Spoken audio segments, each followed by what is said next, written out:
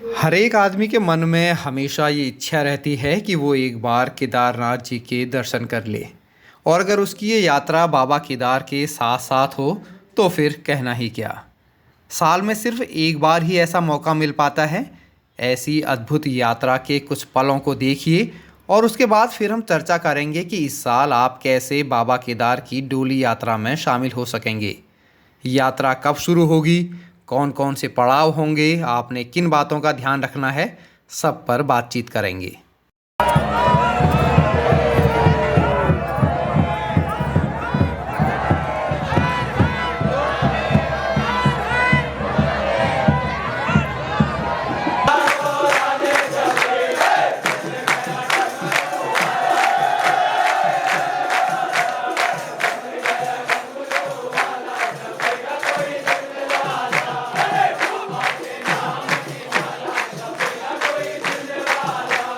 तो देखा आपने केदारनाथ डोली यात्रा का जोश, उत्साह और आनंद। इसीलिए ये यात्रा सामान्य केदारनाथ की यात्रा की तुलना में एकदम अलग हो जाती है। जैसा कि आप सभी लोग जानते हैं कि सर्दियों में केदारनाथ जी के कपाट बंद हो जाते हैं।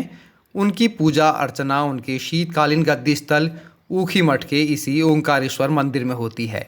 फिर गर्मियां शुरू होने पर अप्रैल या मई में केदारनाथ जी के कपाट खोले जाते हैं। इस बार कपाट खोलने की तिथि तय की गई है 10 मई। जब भगवान केदारनाथ की उत्सव डोली ऊखीमठ से केदारनाथ के लिए रवाना होती है तो उसे कहा जाता है केदारनाथ डोली यात्रा। ये लगभग 60 किलोमीटर की एक पैदल यात्रा है जिसमें 3 या 4 दिन लगते हैं। तो सबसे पहले तो ये ज़रूरी है कि अगर आप इस यात्रा में शामिल होना चाहते हैं तो शारीरिक रूप से फिट होना बेहद ज़रूरी है और साथ ही पैदल चलने की भी थोड़ी प्रैक्टिस करना अभी से शुरू कर लीजिए। डोली यात्रा के इस बार के कार्यक्रम 5 मई से शुरू होंगे। 5 मई की रात होगी भैरव पूजा और 6 मई को केदारनाथ जी की डोली ऊखीमठ से रवाना होगी। उस दिन इसका पहला पड़ाव गुप्तकाशी में होगा। 7 मई की सुबह गुप्तकाशी से रवानगी और विश्राम फाटा में। 8 मई को फाटा से डोली चलकर पहुंचेगी गौरीकुंड। 9 मई को गौरीकुंड से डोली केदारनाथ के लिए रवाना होगी और दोपहर तक केदारनाथ पहुंच जाएगी। अगले दिन यानी 10 मई की सुबह 7 बजे केदारनाथ जी के कपाट खोले जाएंगे।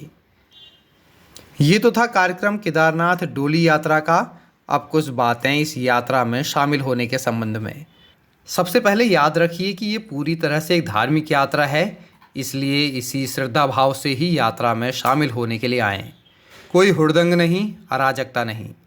दूसरा, आप इस यात्रा में किसी भी पड़ाव से शामिल हो सकते हैं, अपनी सुविधानुसार ऊखीमठ से या गुप्तकाशी, फाटा, गौरीकुंड कहीं से भी।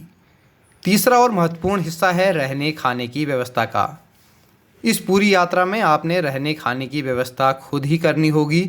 हालांकि खाने के लिए कई बार कुछ जगह भंडारे भी मिल जाते हैं, लेकिन अपनी व्यवस्था करके चलिएगा। डोली यात्रा में फ़िलहाल बहुत अधिक भीड़ नहीं होती, इसलिए रहने के लिए होटल उपलब्ध हो जाते हैं। केदारनाथ डोली यात्रा को लेकर पहले भी कुछ वीडियो बनाए हैं, उन्हें आप देखेंगे तो यात्रा के विषय में और अधिक जानकारी मिल जाएगी। फिर भी यदि मन में कोई सवाल हो तो कमेंट बॉक्स में आपका स्वागत है। जल्द ही मिलेंगे किसी नई वीडियो के साथ। तब तक दीजिए इजाज़त। जय बाबा केदार।